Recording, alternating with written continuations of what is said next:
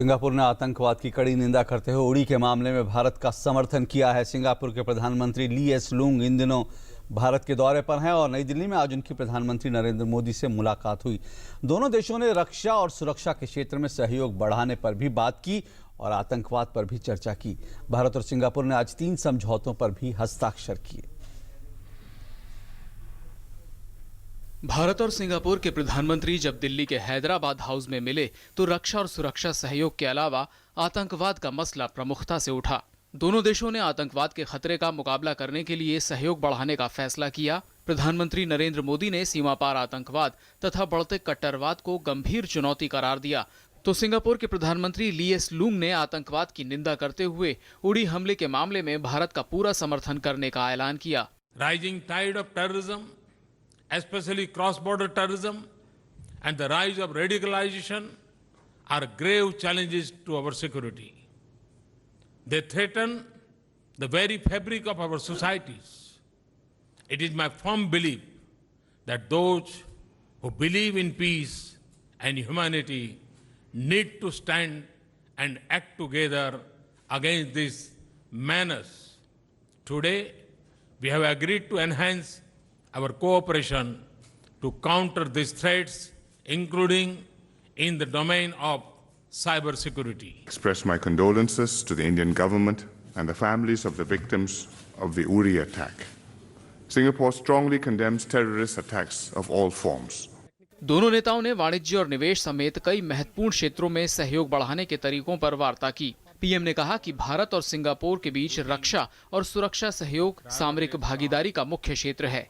PM Modi ने वाणिज्य और निवेश को द्विपक्षीय संबंधों का मूल आधार बताते हुए कहा कि भारत मजबूत आर्थिक विकास और बदलाव के पथ पर आगे बढ़ चला है और इस यात्रा में सिंगापुर महत्वपूर्ण साझेदार है। पीएम ने कहा कि दोनों देशों ने संचार के लिए समुद्री रास्ते खोल रखे हैं और समुद्र पर अंतर्राष्ट्रीय कानूनी आदेश का सम्मान करते हैं। Our defense and security cooperation is a key pillar of our strategic partnership. As two maritime nations, keeping the sea lanes of communication open and respect for international legal order of seas and oceans is a shared priority.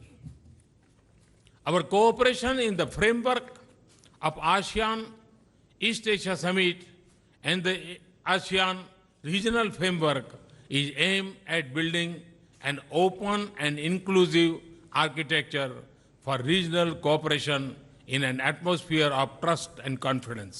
इससे पहले प्रधानमंत्री ली सिएन Loong और प्रधानमंत्री नरेंद्र मोदी की अध्यक्षता में प्रतिनिधिमंडल स्तर की बैठक हुई। रिश्तों को प्रगाढ़ बनाने के उद्देश्य से दोनों देशों ने 3 समझौतों पर हस्ताक्षर किए। इनमें एक समझौता औद्योगिक संपत्ति सहयोग के क्षेत्र में और 2 समझौते कौशल विकास पर हुए हैं। तकनीकी व्यावसायिक शिक्षा और प्रशिक्षण के क्षेत्र में सहयोग बढ़ाने के लिए सिंगापुर के तकनीकी शिक्षा संस्थान और भारत के राष्ट्रीय कौशल विकास निगम के बीच सहमति पत्र पर हस्ताक्षर हुए। इसी क्षेत्र में सहयोग पर सिंगापुर के तकनीकी शिक्षा संस्थान और असम सरकार के बीच भी समझौता हुआ। तीसरा समझौता वाणिज्य एवं उद्योग मंत्रालय के अधीन औद्योगिक नीति एवं संवर्धन विभाग और सिंगापुर के बौद्धिक संपदा कार्यालय के बीच किया गया, जो रचनात्मकता और तकनीकी प्रगति को बढ़ावा देने के उद्देश्य से किया गया है।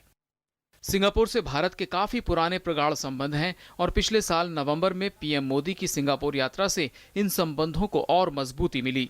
पिछले साल की यात्रा में आर्थिक और सुरक्षा सहयोग बढ़ाने पर रजामंदी हुई थी और आज उसी रिश्ते को आगे ले जाने पर सहमति बनी।